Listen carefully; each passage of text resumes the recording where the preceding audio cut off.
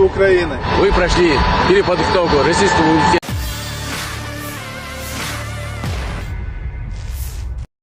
Chechnya kembali mengirim pasukan ke zona operasi khusus di Ukraina.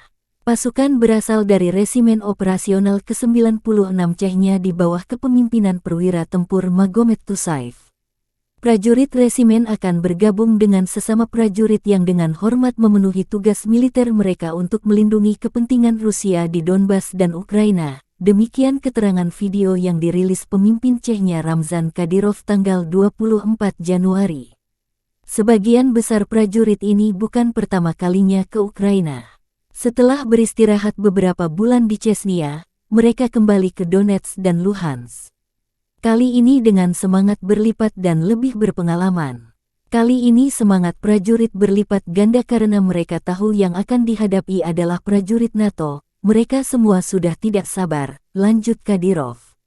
Konflik Rusia dan Ukraina memasuki hari 335, belum ada tanda-tanda perdamaian.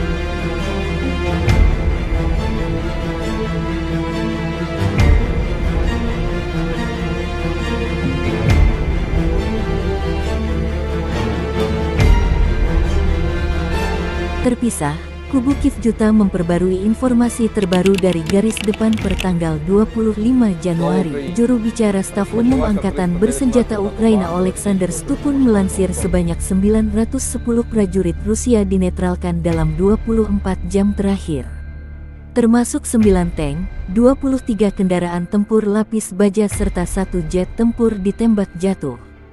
Secara total, Rusia kehilangan 123.080 prajurit sejak awal invasi skala penuh. Termasuk total 290 jet tempur dan 281 helikopter Rusia dihancurkan militer Kiev. Terima kasih sudah nonton. Jangan lupa like, subscribe, dan share ya.